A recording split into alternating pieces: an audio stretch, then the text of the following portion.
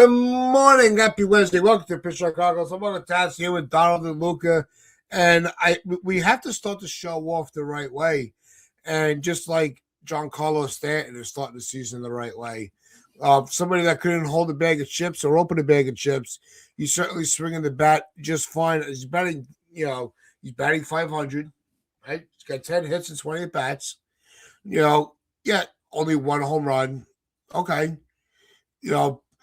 But I think here's the telling thing that Stanton's really feeling it. One strikeout. He's really seeing the ball well. And he's had multi-hit games since the season started. And yes, we're only a few games in, but so we can only go by the sample size that we have in front of us, like you've been saying. I think Stanton, more so than anybody else, is just that catalyst for the optics of the season. If Stanton's going well, the team's going well. Yep. And you're seeing it up and down the order. And definitely we are going to get into the pitching, because the pitching, which was a bigger question mark than the offense, has just been extremely, I want to say dominant, but lights out. They're not racking up. Freed last night was freaking phenomenal. But you're having only one run allowed by your bullpen, which was a big question mark. That deserves some attention. Donald was interacting online with Michael K. We'll get into that. Is Donald a K fan, or is he debating K? That's yet to be seen. If you don't know, Donald will get into that as we get deeper into the show. But we do have to kick it off with Stanton. Guys, how are you feeling about not even the fact that he's, got this, he's being productive? I think it's the way he's being productive is more of a tell that he's really, I think this is it's looking like it's going to be a big year from him. Luca, we'll go to you first. How you feeling about Stanton at the start of the year? I'm feeling really good. And I was actually saying to my brother yesterday, because we were obviously watching the game right before I went to work, pulled up, it was like, Stan, 9 for 18, 500. I was like, wow, Alex, Stan's really starting the year off well. And you know what? Here's the thing. He had a very important hit yesterday, which was an RBI double to left, which scored a run or two. Yeah. He seems to be hitting the ball well. I think he's running the bases well as well. He's not fast. He stole second yesterday. I was like, either yesterday or the day before. It was yesterday. It was yesterday because it was a little wild pitch. Gets away from Raleigh. I was like, oh, God, why is Stanton running? And he's safe. I was like, wow. I'm like, maybe he could have been out, but luck is on his side. He's hitting the ball well, and he's running the bases as well as he could. What was it? It might have been also yesterday. Scores from second on a single. I was like, well done. Yep. So, I'm not going to say I was never a part of the Stan Hate Club. That was before 2021, must I say. But kudos, man. Kudos for, as Tat said, for a guy that couldn't open a bag of chips, or at least said he couldn't. He's hitting the cover off the ball. He's hitting 500. How could you not like that early on? So miss me with the Stanton, the Stanton hate, so to say. Yeah, no, he's definitely his, awareness on the bases is definitely something that we haven't seen before. Almost like that's a new element to his game. Rather than the stoic, station to station, he's pushing himself if he sees the opportunity to get the extra base. And I think he's only been kind of, he was thrown out once, but that was kind of like he wasn't expecting that pop up to be dropped, but you got to at least give him that. He saw that the ball hadn't been caught yet. Rather than standing at first base, he just kept going, and letting it play out. You don't see that a lot, in players with his stature that are, they're a home run or nothing player.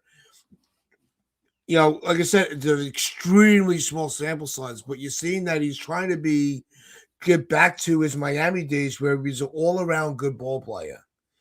And that's what the Yankees need at the start of this year, because if he stays like this, and yes, we know he's a hot and cold player. If you open up the dictionary, he's in one of the he's one of the pictures that is shown. But if Judge gets going, and starts recognizing, because Judge is not a little issue with the strike zone, but I'm not worried about him at all. I think that Stanton's that guy that if Judge is still trying to figure something out, this is the breath of fresh air where Stanton can carry the mantle for a little while somebody else is in a slump on the power level. Donald, how you feeling? Oh, and every day we get to speak about Big G is a good day. And so you're speaking my language. Big G is the freaking man. He is hitting the bejesus out of the ball. And he's running. He's running like fuck. What's going on here? It's hilarious. Dude, stealing bases, running the bases, scoring from second. What are we doing? This is fantastic. But no, I mean, hey, early spoiler award, guys. Right now, the MVP of this series is Big G. Just early spoiler, depending on what happens in the rubber. But so far, it's all about Big G. But honestly, like for instance, his stance is working for him. He's seeing the ball great, and he's literally destroying the baseball, destroying it. So he just seems healthier. He just seems healthier. He's running the bases. This is a different dude. It's a different dude than last year. I love the energy that he's starting this year with. And I mean, let's be honest, he's carrying this offense. I mean, if you look at it, like Aaron Judge isn't really hitting. The lower half of the lineup is completely not hitting.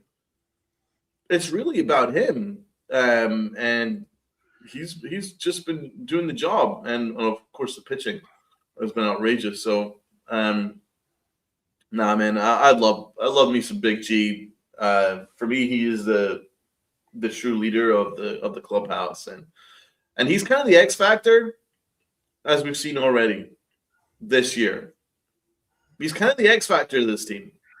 Yep. Because when he's good, then you know that this team's going to be fine. Because you know that Aaron Judge is going to come around. You know that guys like Bellinger and things like that are going to get on base. If Stanton's hitting, good things happen. And I believe me, I would love to spend the whole show talking just about Stanton and what he's been able to do. But you also have to give credit to Ben Rice is looking really good too with the bat. And on defense, you saw a couple of plays yesterday, well last night for some I mean I know we were all up, all up anyway. But guys that were staying up late last night, and even in the extra this whole late night series, I hate the Seattle series. I like it because I'm at work. I actually get to listen to the entire game, and not miss I'm not sitting in the car, after work waiting for the final inning to take place, so I don't miss anything. But Ben Rice is having a great start as well. Yeah. Offensively, defensively, he's going to have his hiccups. That is, even though he played it last year, being a primarily first baseman, you see is, who better to have, get your mentorship from the Goldschmidt. But Rice is looking really good. The pitching has been absolutely outstanding. Yeah. Right. Yeah. And, we have to talk about, because, part of the title with Rodon, having, the issue now with the hamstring, it's going to lead to Weathers having a longer leash in the rotation unless they decide to bring up Luis Heel. So that is also something that needs discussion.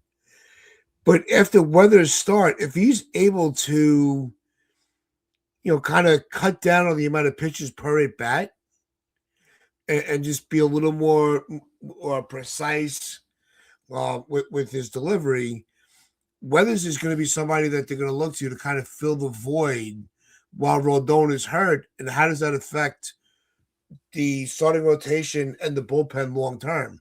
That is something yet to be seen, that we're going to have to look into as the next couple of weeks roll along. But Donald, with Rodon's setback, in the way that the Yankee pitching is going with the rotation and the bullpen, just only allowing, I think they're not even at 5 runs allowed this season yet. Just to give you three runs. I think that's like the least amount. I hate to interrupt, Tats. That's like the least amount since 1943, the St. Louis Cardinals. It's how do you start to have a better start? But Donald, you were, along with a lot of us, kind of the forefront here on the skepticism with Weathers and Warren, but specifically with Weathers because he's the new kid on the block, as we'll say. Do you have any confidence, or you still need to see a little more? How did his first start influence your state of mind of him in the rotation? So here's the thing: like the first half of this rotation is all world, all world with Max Fried and Cam Schlittler, all world, unbelievable, complete shutout baseball. Don't worry about that. It's the second half of this rotation that worries me, and I'm worried not necessarily because they aren't like capable pitchers. It's that are they going to give us the length in order for this bullpen not to be completely gassed? And so far, they haven't given us that length, although they've both been capable. You know what I'm saying? So they're both going 4 1/3, and then as we saw in game 1 of the series, the bullpen was used up, and then we had to use Blackburn. We lost. These are the kind of things that worry me a little bit. Not because Weathers isn't capable, not because Warren isn't capable. It's just neither really have a put-out pitch. And until they get a put-out pitch, then they're going to run a lot of deep counts and run up that pitch count. And then, we could be looking at them being taken out in the 5th inning. And then you have to go right through the whole bullpen. It's not built for that. It's not built for that kind of depth. It's a top-heavy bullpen rather than incredibly deep. It's very top-heavy. So that is something to pay attention to. But it's hard to make a big judgment after one start. But I thought Weathers was better than I thought because he was really bad in spring. I thought he was okay, but he doesn't really have a put-away pitch. He has a really nice fastball changeup combo, but not really a put-away pitch. And until then I'm a little skeptical about him. Same with Will Warren. He doesn't really have a put-out pitch either, and it is a concern of mine. So far with them, we have seen that the bullpen getting completely taxed with them. So that is something. But have they pitched pretty well? Yeah, they've actually pitched fine. If you look at their stat line, it's fine. Whether it's 7 Ks, that's nice. But again, I can't make any massive judgments after one start because, well, first of all, in Warren's case, the Giants' offense is a joke. It's a comedy, and he got himself in a lot of trouble. And I think against a better lineup, he would have gotten shown up. I have to be honest, but the Mariners have a better team. So It's hard to make massive judgments. I think it's okay, but it is something that we need to pay attention to. But once we get to a stage where the full rotation is involved, when Luis Gil is called up, which will happen fairly soon, I'm pretty sure. Mm-hmm. I still feel pretty good about this rotation. I think this rotation is pretty darn good. But it is a setback regarding Rodon. That's no good news. I'm sorry, because No, it's not. if this team has real ambitions to do special things this year, then Rodon has to be a big part of it. If he's injured for a lot of it, then there's more pressure on Warren, Weathers. I don't feel too good about that. Yeah, I put the focus on Weathers because he's kind of like the new kid, the new guy, and Luka. But based on the first impressions, yes, it's something that you can have. You can go move forward with confidence. But if we're expecting him to be more than like to say, like we've said in the setting in the chat, more than a 4-5 guy in the rotation. I think that's raising the expectations too high. But, on the first impression, if he's able to just kind of cut back on some of the deep counts, Weathers can turn out to be an innings eater. Do you see that out of him? I potentially said, yeah. Heading into the season, I saw him, if there were injuries, obviously, I saw more of him as that long reliever type that could spot start. So it's fair. Mm-hmm. It makes sense that you could see him as an innings eater. He obviously does have experience as a starter. One thing that, Weathers, as Donald said, Weathers wasn't great in spring training. He was okay against the Seattle Mariners of 2 nights ago. I thought his control wasn't the best, especially with his fastball. He's a high velocity guy, but I think he needs to work on having the out pitches, Donald had remarked. But it's something to monitor. And we'll obviously, look at the upcoming schedule, see what he's got in terms of his next opponent. But he did okay. He did okay. We can only talk about what we've seen this far.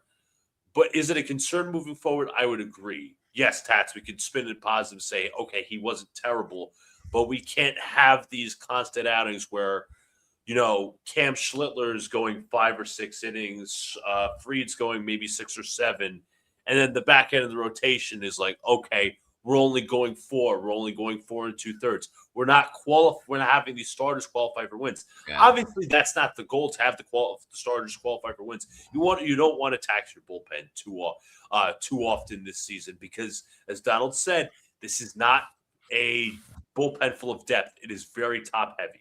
And I want to remark on, and then again, I'm not trying to spin this to a negative, just analysis. For Monday night, which the Yankees had an off day previously. They used Oval. They used Jake Bird. They used Brent Hedrick in that game, which Weathers didn't go far into. Only, I think it was like 4 innings or so. They went to Blackburn, and Blackburn lost them the game. Obviously, the Yankees did have opportunities to score, mind you. But you don't want to put yourself in a position where Blackburn's pitching meaningful games in the sense that meaningful innings, should I say, in the sense that he's in a 1-1 game and he could either win you or lose you the game. He's just not that pitcher, but that's the predicament that the Yankees are potentially in. So obviously that places emphasis on the bullpen in terms of who they have besides Doval and David Bednar, your top guys. That also places emphasis on, hey, our starters need to definitely go longer next time. Yeah, well, it's not a new theory because it's been going on for a while, and it's not just the Yankees; it's throughout baseball. Usually in the starting rotation, their first 2-3 starts, to be a little generous on that third start, they're not going to get. They have a shorter leash. As they're still building their arms up, and it all depends on the laboring of inning by inning, as these games now have meaning, as opposed to spring training. So this isn't something new, but it's going to. I think it's going to have more an effect on the depth of the bullpen than the length of the starters. With this season's particular roster, and let's get you brought up Blackburn. Let's get that part out of the way too. I mean, you're in a tie game in the ninth inning. You still had a couple. You still had Tim Hill, Bednar was available, which obviously on the road, you're almost never going to see your closer come into a tie game. So you still had more so. What did I say? Tim Hill and Blackburn. If I was managing, Blackburn would have been my. I'm out of pitchers. I have nobody left. I just don't have that faith in him, especially. That's a game started by Luis Castillo, and you kept it as a tie game. That was a golden opportunity to steal a game from one of the pitchers, the game's best starters in the American League. And I thought that was a squandered opportunity not going to Tim Hill. But that's also a Monday morning quarterback. The Yankees had opportunities to put up runs. Their pitching just kind of matched us. My issue with Boone was not so much the pitching. It was, why are you intentionally walking to get to Cal Raleigh? This guy was not a runner-up for the MVP last year by accident. He was going to wake up. 60 home runs. Wasn't that the bigger mistake than the pitching? A ground ball, it's a double play, you're out of it. Like, why are you in what? Why? Why did they have to pitch to Cal Raleigh? To me, I thought that was the bigger head scratcher than the pitching matchup. You're not allowed to criticize Aaron Boone if you're a bad fan. Well, we'll get Lucas' take on that, and then we'll let you elaborate on that comment. We'll throw it to you for a little while because, man, Donald, you were like, Chef Ramsay, you were cooking on that day. That's a great reference. Great reference. Look, do you think the bigger mistake was intentionally walking to go to Cal Raleigh, or bringing Blackburn in the pitch to begin with? I originally thought that Cal Raleigh was being pinch hit in the ninth inning. He actually had an at bat prior, so it does make it more of a mistake for Aaron Boone to pitch to him because they walked Donovan. They got to Raleigh, and Raleigh hits the walk-off hit. Again, Raleigh was terrible to start the season. He still has pretty bad numbers, but that's just not something you do. I think you definitely could place emphasis on that in terms of the individual matchup by matchup. Mm-hmm. That's not just something you do. You have Paul Blackburn, who at best is a long reliever. You're going against Raleigh, who's struggling, but could wake up at any point. I think it wasn't the smartest decision. As I also said earlier, it wasn't the smartest decision to have Blackburn in. Mind you, the Yankees had a day off prior. That's why I wasn't happy with Blackburn pitching in that specific scenario, in that specific inning, and in that specific game. If is Tats, you were absolutely right. You said if it's like an oh shit scenario, we're getting to like the late innings and like the really, really late innings, and he's like one of my last go-tos, you got to do it. But in the ninth inning, day off, one-run game, tied at 1, I'm not risking that. I'm just not. And I know it's early in the season. You could say this, that, and the third, but it just didn't make sense to me. Neither going to Blackburn or getting to Raleigh made sense to me. Yeah, Boone put himself in a no-win situation with that one. There were, and it's a credit to Seattle's pitching that they kind of put Boone's back against the wall on that. But obviously, you can't criticize anything the Yankees do, Donald. You know that as well as I do, as much as everybody in the chat. But, you took a road trip on social media, on your cooking tutorial tour. But elaborate on some of that because I went back. I looked at all the I call them tweets. I don't give a shit. But what you had an interesting day yesterday.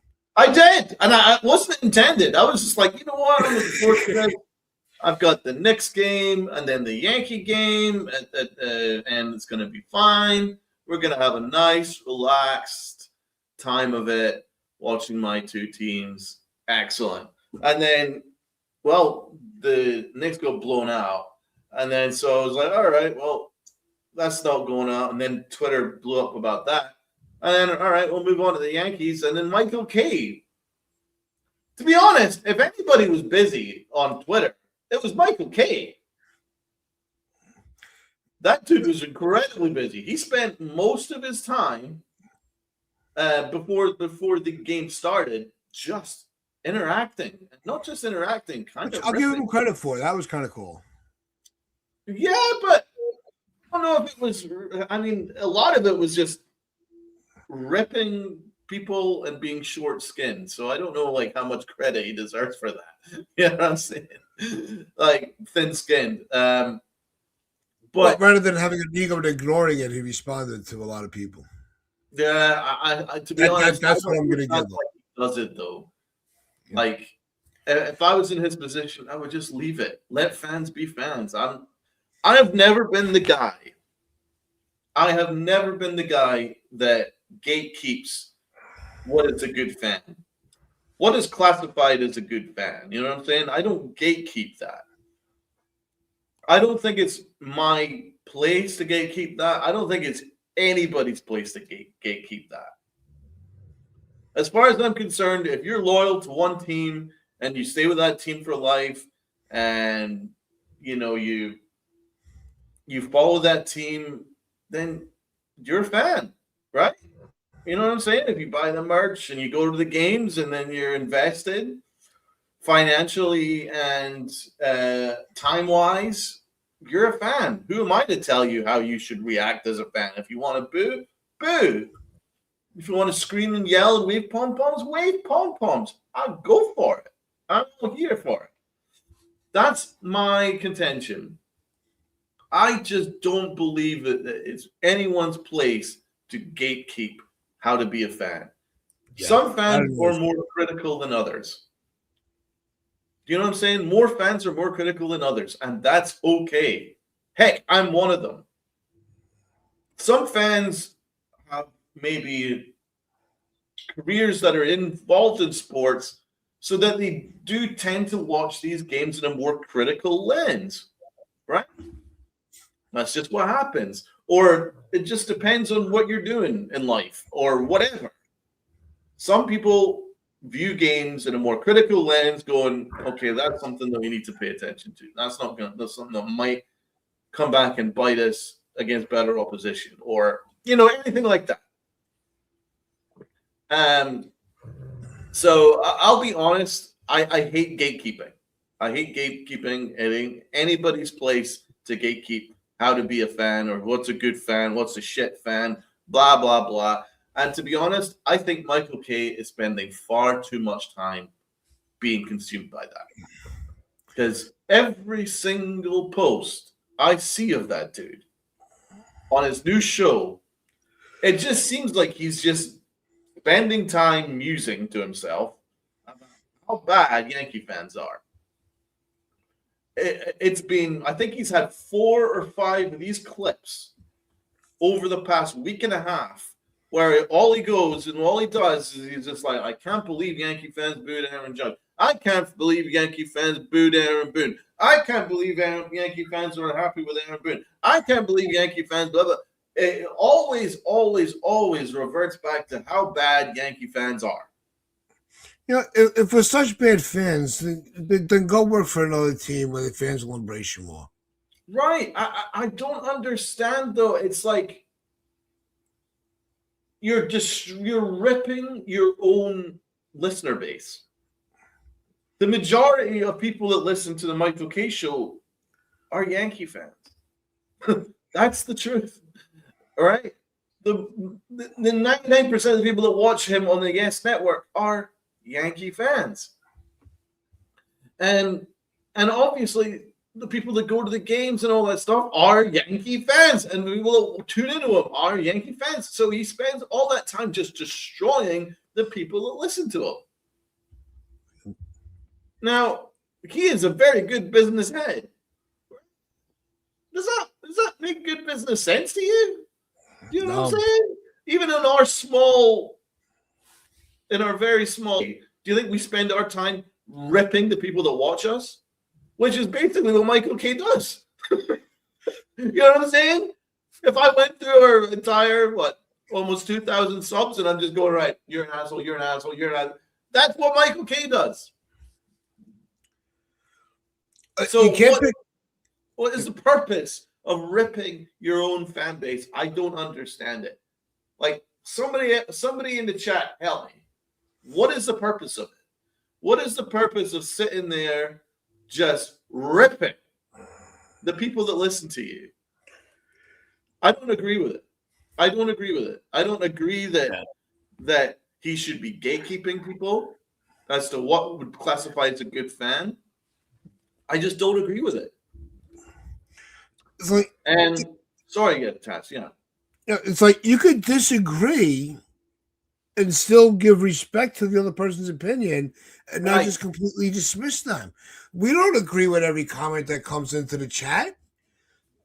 Actually, most of the times that when they disagree with us, those are the comments that stand out that we'll highlight. And if you want to have your comment highlighted, all you got to do is hit the sub button, join the chat. And if we say something you don't agree with, look, I'm gonna point, like what on Monday, I had a lot of fun, kind of going at, and getting on Sunil. But Sunil, one, is a good friend of ours. He's a good friend of mine. He's been with us since the start. I know he's got strong shoulders. He can handle the criticisms and the fun. But it's not like I'm going to be like, well, I don't agree with you, so I'm just going to completely dismiss your opinion. That's not right. Like, how do you do that? From a broadcasting perspective, an entertainment perspective, you can't dismiss a part of your audience because you don't agree with them. Exactly. And otherwise, you're going to just get stuck in this bubble where it's going, the sky's blue. Yeah, the sky's blue. Yeah, and then the next day the sky's green because I said the sky's green. Oh yeah, everybody, the sky's green. It's no fun when everybody agrees with everything. You need that interaction. You need that level of debate. And look, even Healy is getting involved in it. Somebody loves his puns and his cheesecake.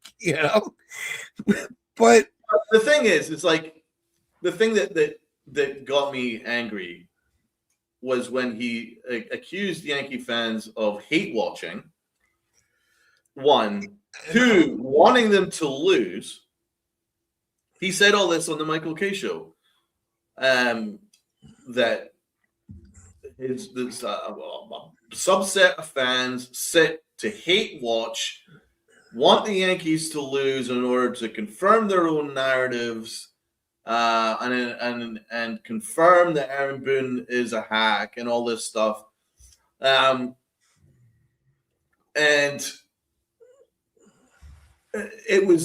then he also says that a lot of people just watch in order just to get clicks. So basically, he's saying the Yankee fans are disingenuous, dishonest, and not true fans. That's what you're saying.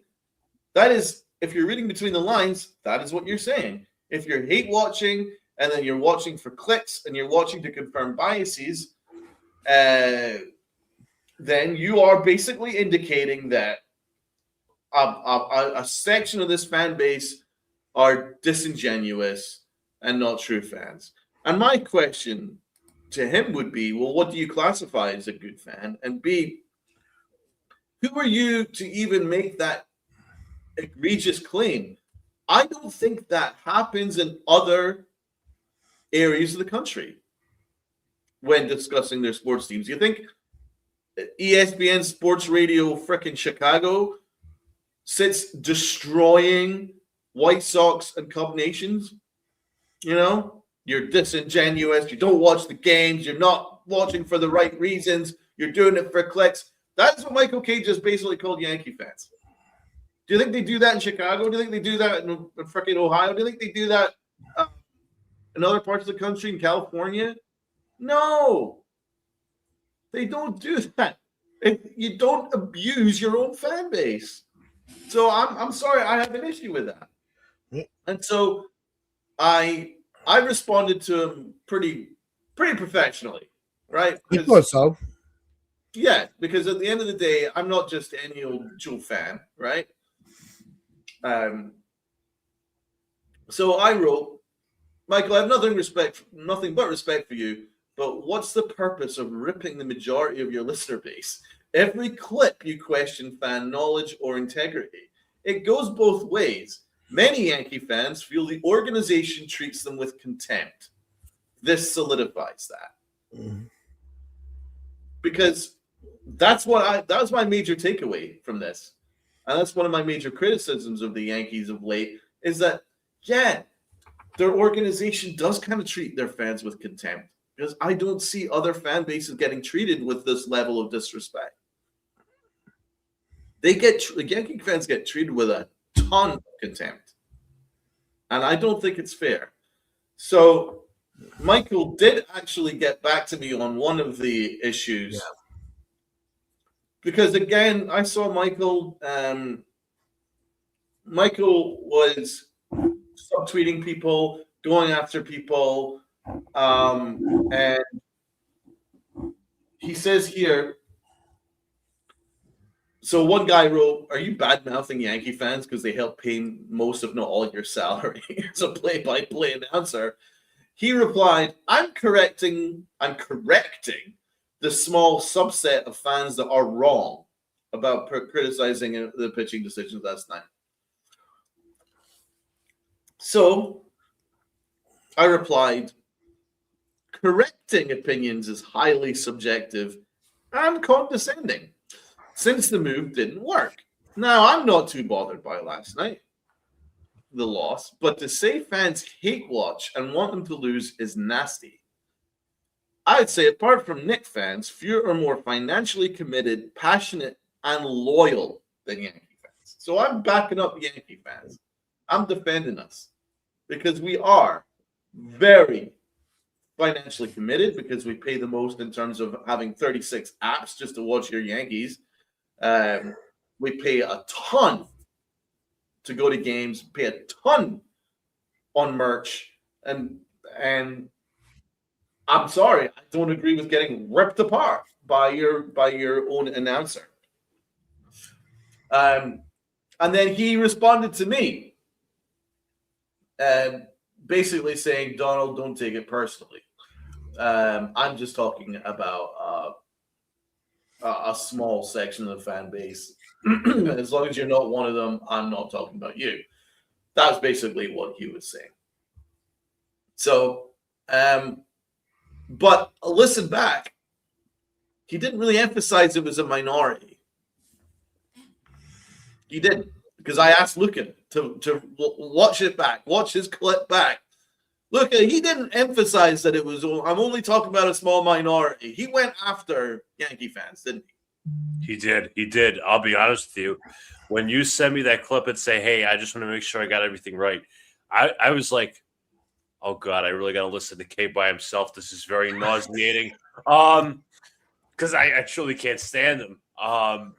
Dude's insufferable. He's insufferable alone. Tats, Donald.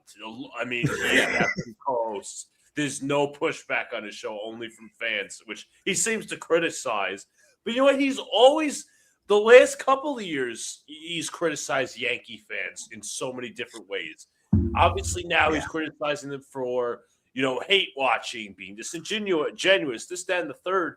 So I wouldn't blame Donald for saying, oh, you're criticizing a decent chunk of Yankee fans, because he's criticized Yankee fans for the past however many years. He's been towing the company line.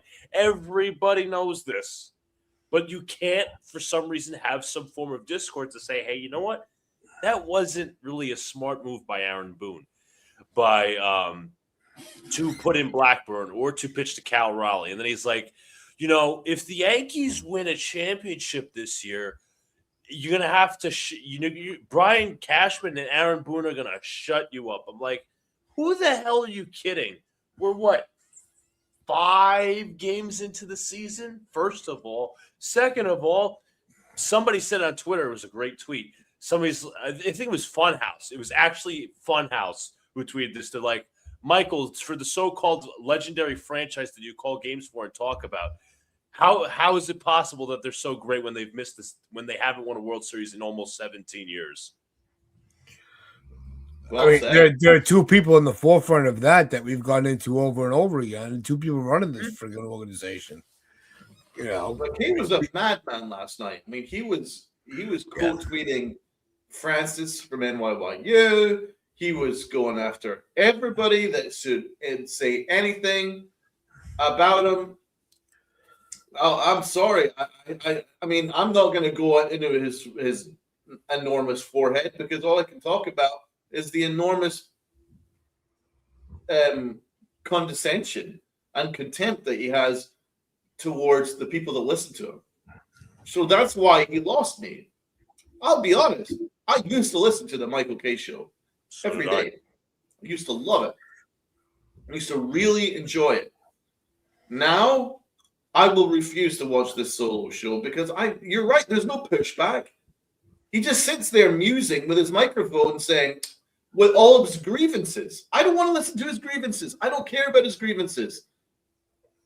I mean, he lives in a beautiful mansion in Westchester with a gorgeous family. He's living a very good life, and he's getting paid by the Yankees. He's doing fine. Handsomely. So I don't want to hear about his grievances about the very small minority of people that he's not happy with. They are allowed to have an opinion. So, but he feels he has to correct them. And I hate that term. I have to correct your opinion. Who are you to gatekeep? Who are you to gatekeep? Stop fucking gatekeeping. If you don't agree with them, ignore them.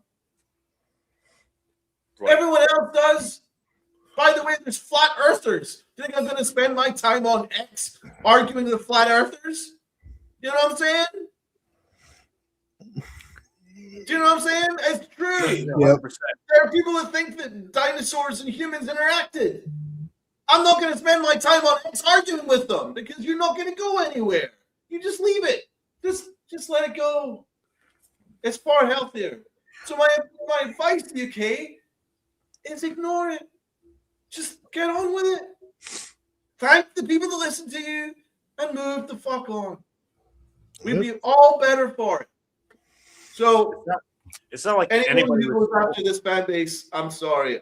I'm gonna push back because whether you like it or not, Yankee fans are incredibly committed and they are allowed to have an opinion. It's true. Every fan base in every sport and every freaking walk of earth internationally are allowed to have an opinion. And the way that he talks, it's like he looks down on you. This is how you should be. You're not allowed to criticize Aaron Boone. If you are, you're a bad fan or you're stupid. That's the kind of shit that he says. And I take umbrage with it. Yeah, I was going to say, part of the things that I was quoting down when we were talking last night is like, oh, if you watched the game this way, you knew he didn't do anything wrong. So he's like insulting your intelligence in a way, specifically relating to that whole Cal Raleigh move. But once again, he has no pushback. And how is he so like? You got to think about it, right? Broadcaster, aren't you a little bored? Don't you have like stuff to do where you shouldn't have that much time on your hands responding to the haters with your phone? I mean, I'm not trying to be like disrespectful, but like you do your radio show, your TV, your simulcast show. Then I'm assuming you have to do prep all your notes for the game. I mean, I'm sure it's a while because if you think about it, obviously there's a time difference between Seattle and New York. So maybe there is some time, but still you should be spending that talking to your haters or whatever. And I don't think anything like anything was malice out of No. people he retweeted. They didn't call him and they didn't swear on him or anything like that. I mean, yeah, obviously you said Francis was one of those people who he came after basically his big head, but I don't see where he's wrong because Michael Kay does have a big head. He does have a big ego. Listen, I would have an ego too if I was the Yankee broadcaster for how many years, but still, bro, you're sitting here dunking on fans. I mean, this has been the story for the past couple of years. Most of the time, I shouldn't even say most of the time, this is mostly for the reason I can't stand him. He's nauseating. He's boring. Yeah. There's no pushback. Nobody. And somebody said in the chat, oh, they're going to cancel his show or whatever. No, I don't think they're going to cancel his show. He's the Yankee broadcaster, for Christ's sakes. I don't know how the ratings are. I don't care to know the ratings are. I don't watch WFAN or ESPN or listen to them this, that, and the third. But that's why I don't watch because there's no pushback. It's just him going on and on and on. And I bet most of the other subjects relate to other sports he's not exactly the most educated in. So that's my piece. Yeah. Sherry, hope you have a great day. Hope we'll look forward to discussing more Yankee wins the next couple of days. They'll be home in Miami to finish out the week. Opening day here in the Bronx is on Friday. So it's Kay wants to Healing was saying, how Kay was going after the YouTube podcasters. Come at us. Come on the show. Debate us. Right. Go for it. I'll put my email in the description. Email me. We'll set up a time. We'll set it up. There's nobody. We do open panels. We did open panels all off season. We're not afraid to interact with people if they agree or disagree with us. So if you feel like we're in that realm of a fan base that you think are out of touch, talk to us about it. We have open minds. There's not one opinion I'm going to be there might be two, but I'm not going to be you're a moron. I'm not. You have no validity. Yeah, you didn't get where he is because he's irrelevant. He's got good takes. He's good at his job. Yeah, I'm not criticizing Michael Kay as a person. No, he's got a great career. He's a great family man, a great father. Yep. Always respect that. But you cannot. It's the over criticism of the denominations of the fan bases. Right? There are people that we get along with very well. They can't stand that Stanton is still on this roster. We don't say, well, then don't show up on our show if you're going to be like that. That's the part that bothers me, and it's so fresh in the mind. This is not what I wanted to spend this much time on. Sometimes, the topics dictate themselves. In the chat, they're still talking about it. So I do want to switch things up, to close it out because there's a lot to be positive about. Oh, there is. I mean, I'll just say my last word on him, right? Go ahead. Then I'll switch topics. Yeah. If you guys think that it's just me hating on the guy, not in the least. Actually, to be honest, I'm saying it out of someone who's genuinely a fan of his. I mean, when I was younger, I couldn't wait to listen to his radio show, and I loved his broadcasts, and for a long, long time. So he was a big influence on why I wanted to have my career involved in sports. And so I think that he's an incredibly talented guy. I just wonder if he's kind of forgotten about, how he got there. You know what I'm saying? And I just don't really agree with gatekeeping people. If there's someone I disagree with, unless it's a horrible, disgraceful, shameful take, I'm just going to ignore it on X, because why waste your energy? You know what I'm saying? And I also don't agree with putting people in a one generalization and just ripping them. For instance, this is something that we're proud about in the Pinstripe Chronicles. We have open panels. You are allowed to have a different opinion than us. In fact, we welcome it and we embrace it. Yep. And in our opinion, whether we agree or not, we will actually think about it and go, you know what, you have a point. I quite like that. You know, that's something that's fair. Yeah, it's happened once. You know, me and Uncle Tats haven't agreed on every single player. We hug it out at the end. But we do not do what he does. Yeah. We don't call people mouth breathers. We don't call people freaking disingenuous. We don't call people real fans. We don't call people bad fans. We don't do that. Because it's not our place. It isn't his place to do so. And it's nobody's place to do so. It's nobody's place to correct.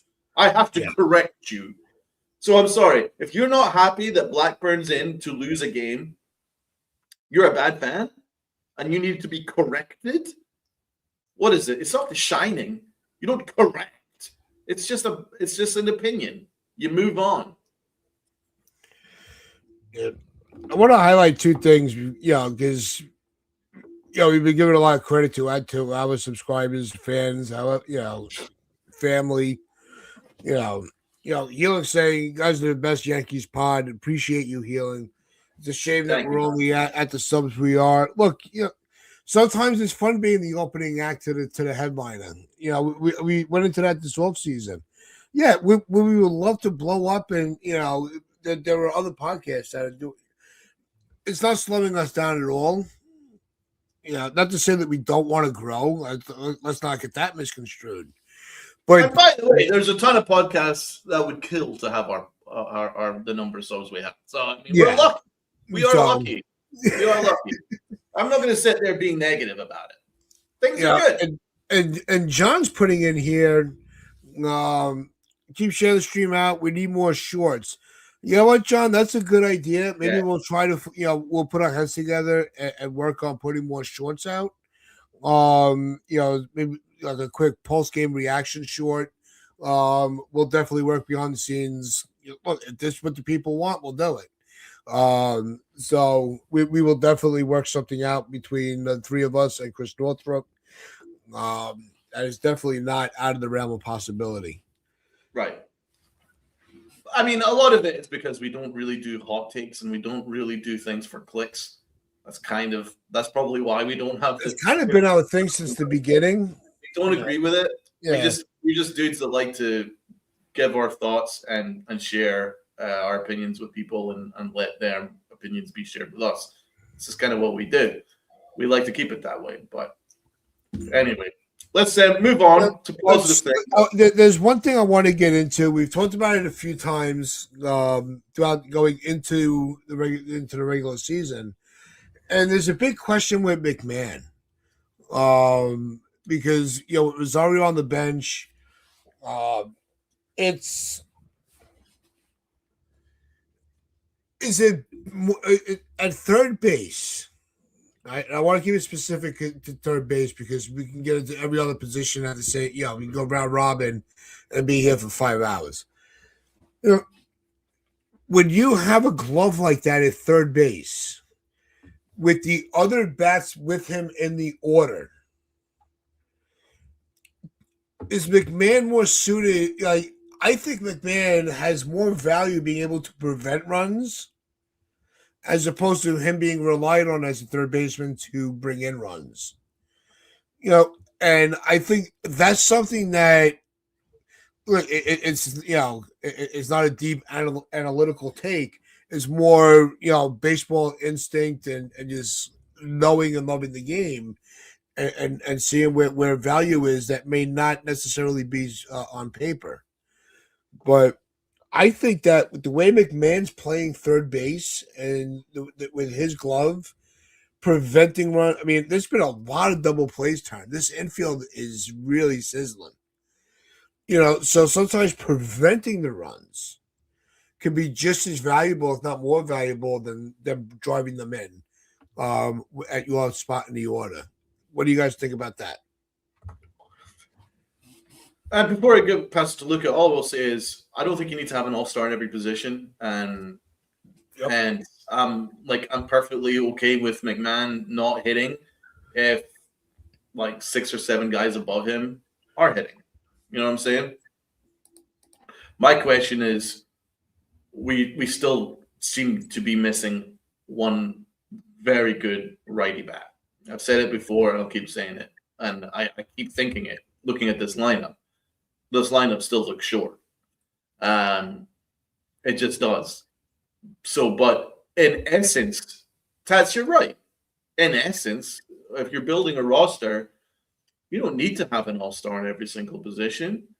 I mean, when you look at, for instance, the way that the dynasty roster was built, left field was just kind of like a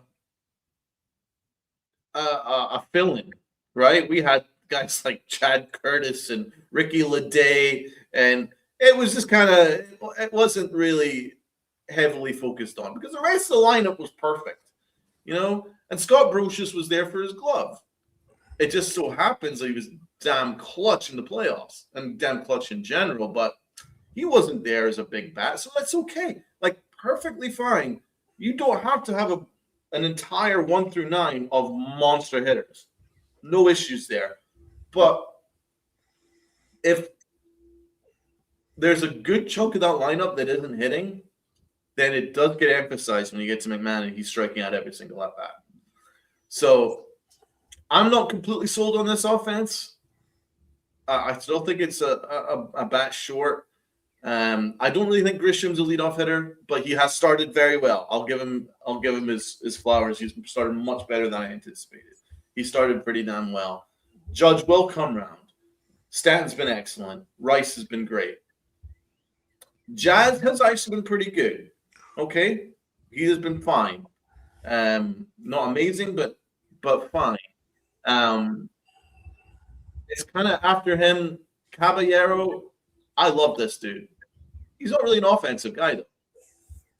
So there's not really any power from that side. And then McMahon's not providing you anything either. So it is a concern for me, the lack of righty bats. Wells, I still haven't seen enough from him to be confident that he's going to be a major league hitter. So, like, half this lineup hits the hell out of the ball. The other half hasn't. And you can actually look at the statistics. You can see the statistics over the last couple of games. The lower half of our lineup are just not hitting whatsoever, right? So that's been rough. That's when the McMahon issue kind of flags a little bit, and that's why I wanted us to go and get Okamoto and trade McMahon, because I wanted us to get another righty bat in the hot corner for me to be confident. But I like McMahon as a player. I like McMahon as a person. I like a lot of what he adds. I love his glove. I think it's fantastic. But if the rest of that second half of that lineup ain't hitting, then it gets emphasized that he may not be the answer. No, it will be. If this continues, it can be proof that this move is proven to be a little more of a risk, than the reward. Yeah, and I'm not leaving that out of as much as I've hyped up McMahon. I love his defense. I think he's extreme value to the team. But if the hitting is not good, doesn't come around, because I want to see a full season with him in the Bronx. I want to see his plate approach in Yankee Stadium with the short porch. I think that we might see a little bit different. The ballparks they've played in may not be suitable to his approach. Which you're going to see on the road a lot. With your mid to lower mid tier players, and that's where McMahon is. I'm not trying to hype him up to be some Gold Glover, a Silver Slugger. Definitely a Gold Glover. But right now I think his run prevention, and because he's the one that catches a lot of the heat. We all love Caballero on the team. Jazz may be soon under the radar. But McMahon, there was a lot of question marks with him going into the season. And his run prevention, I think, is outweighing the lack of offense, which is why he was kind of first to the plate, so to speak, on the deeper dive. Luca, what's your take with McMahon? you know, the defense outweighing the lack of offense? Is it balanced? What are you thinking? I definitely think the defense outweighs the offense. I said this in the offseason. I said this during the season last year when he was acquired. I think it is problematic. Number one, if you have the left side of the infield who is, or the left side of the infield that is, I'm not going to say offensively incompetent, but if you have one defensive-minded third baseman and a neutrally offensive-minded shortstop, as in Volpe, or a defensive-minded, close to defensive-minded shortstop in Jose Caballero, it's a problem.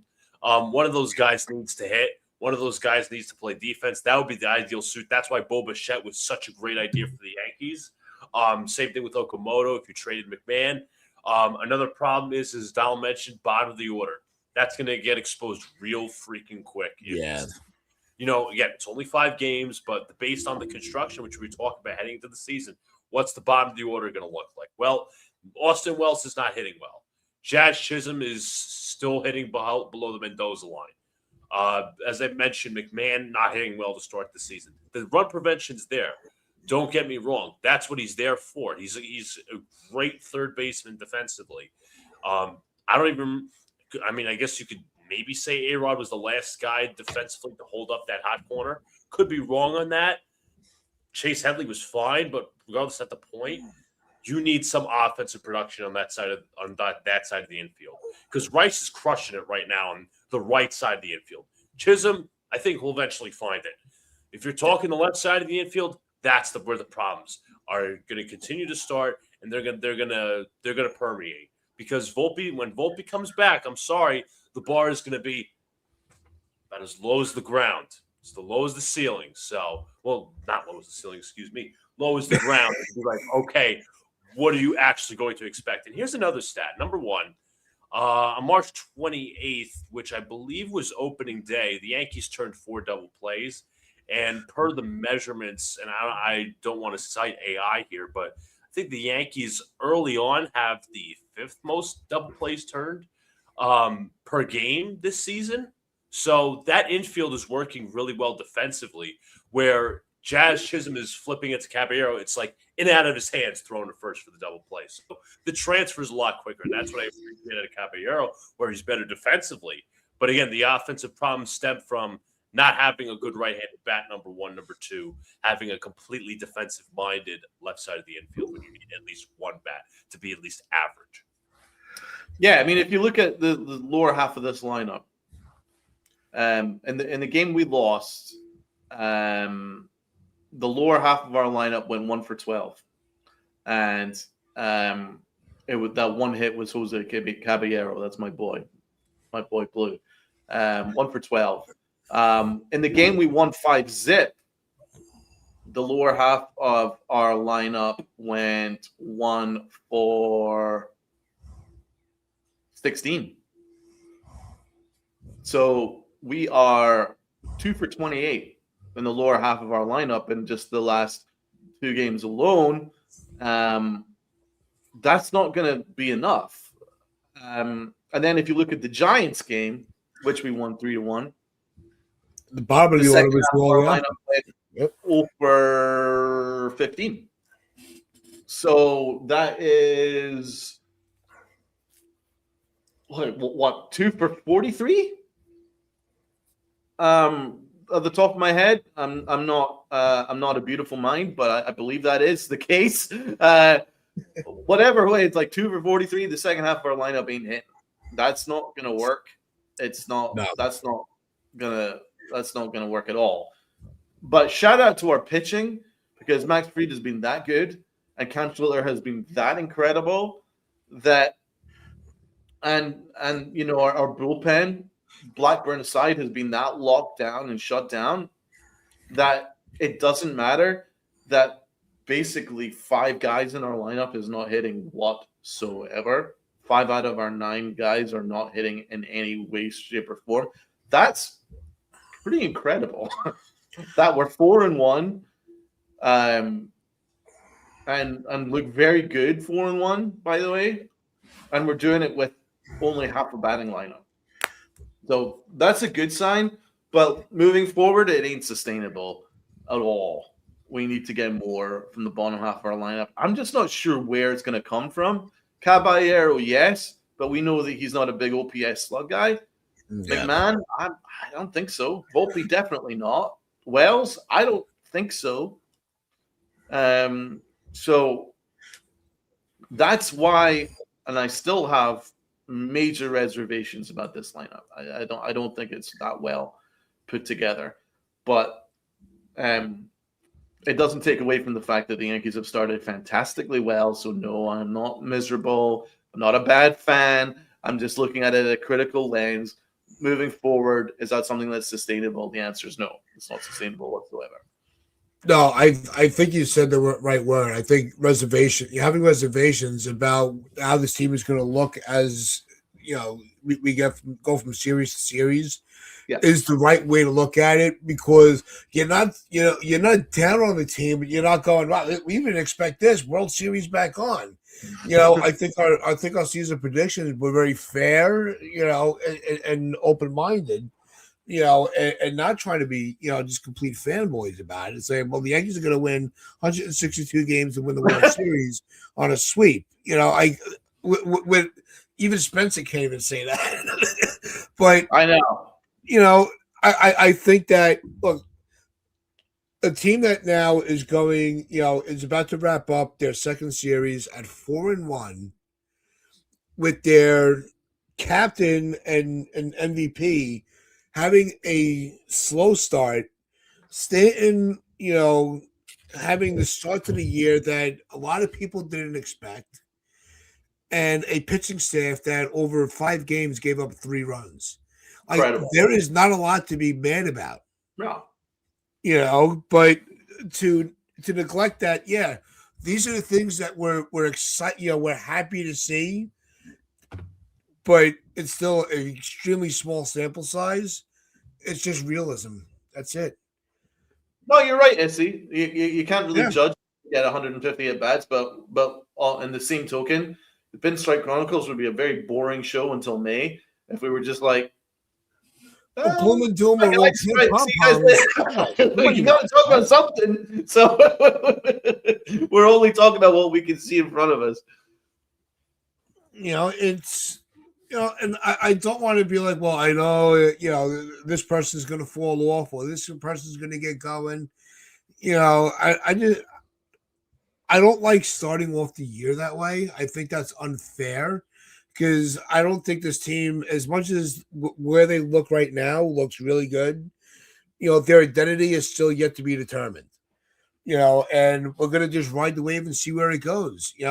Right now we're on the verge of, we're going to hopefully take our second, win it on the series tonight and open up the Bronx, 5-1, on Friday. Incredible. Why not? Who wouldn't want that? But even if they come into it, if they take this road trip at 500, to start the year, that's not the end of the world either. It's, you're not going to win every game. Was the Castillo game a winnable game? Absolutely. Like Donald said, the bottom of the order, left a lot to be desired, and we're going to see how they adjust. But it's very hard to, after 5 games, to pinpoint exactly what the identity of this team is going to be. There's still a lot more games to be played. I think and at the moment, the early identities are starting pitching. That looks like the early identity. I think the pitching overall has been their identity. Yeah, you're right. Max Fried, but final word on Max Fried. Yeah. I mean, is he not incredible? The dude is like fucking Picasso. Like the mound is his canvas. Like that's the best way I can put it. He's like Picasso. Yeah. He's like the Picasso of pitchers, because but he's also so comfortable and like he cruises. Like you never think that he's in any trouble. He just cruises. He's a remarkable pitcher. I'll be honest. I'm gonna toot my own horn here. I loved him in Atlanta. He was my favorite pitcher in baseball. Yeah, and he was. I also like Strider, but Fried was up there. Yeah, I was like, I love Max Fried. Even like I would go and watch. I would even tune in for Braves games to watch Max Fried pitch because he's that good. So when the Yankees signed him, I'm pretty freaking happy about it because that dude is special, and you can see it. He's a very special pitcher. I think Fried has been one of the bigger, actually the best off-season signings we've had since Cole. I think he's just had that impact. But there's still a lot more baseball to be talked about. Make sure you tune in Friday. It will be the home opener for the New York Yankees. Also, tomorrow will be the next episode of Chris Northrup on the short porch. Make sure you hit your notification bell for that. We're still working out of time, as far as I know. And make sure you tune into that and show her the same support you give all of us as we try to build up that new show this season. Also, on Friday, we'll be discussing maybe how the ABS system is going as they finished up on the road, because they have been outstanding on that. We'll maybe take a deeper dive on that. So make sure you tune in on Friday. Also, tune in tomorrow with Chris Northup on the short porch. Hit that notification bell and make sure you subscribe. Steve, thank you. Jared, I did see that comment earlier. Yes, we absolutely missed you in the chat. Good to see you back with us this morning. So with that, make sure you do Good. a jolly good show. All right. Jolly good show. Oh my. So with that, make sure you hit that like button, hit that sub button. Share this out, your friends, your family, strangers on the corner. I'm Uncle Tots with Donald Luca. On behalf of everybody from the Chronicles, make sure you wear those pinstripes of pride and play hard.